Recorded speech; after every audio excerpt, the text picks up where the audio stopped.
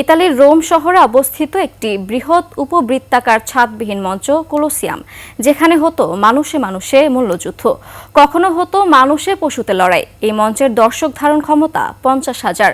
ঐতিহাসিক এই নাট্যশালাটি দেখতে প্রতিদিন হাজারো দর্শনার্থীর সমাগম ঘটে। ইতালি ঘুরে মৌলভীবাজার প্রতিনিধি বিকুল চক্রবর্তীর তথ্যছবিতে ডেস্ক রিপোর্ট।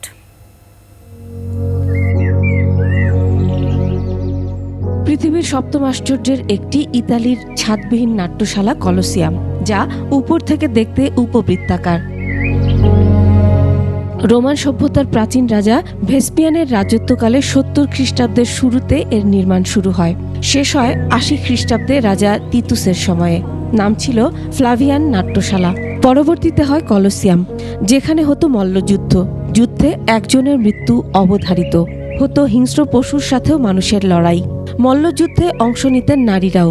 এটি কখনো প্রশিক্ষণ কেন্দ্র, সৈন্যদের অস্থায়ী ব্যারাক, তীর্থযাত্রীদের আবাসন বা দুর্গ হিসেবেও ব্যবহার করা হয়েছে।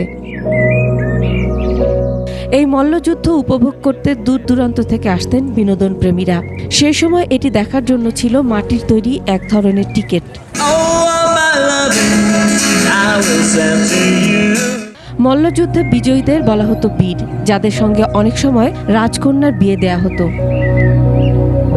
এই কলোসিয়াম দেখতে আসা পর্যটকদের টিকিটে কোটি কোটি ইউরো রাজস্ব পাচ্ছে Italy.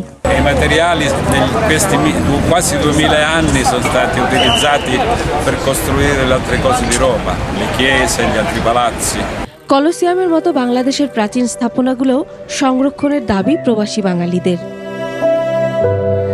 Masum আলিসা, desk report, 21 television.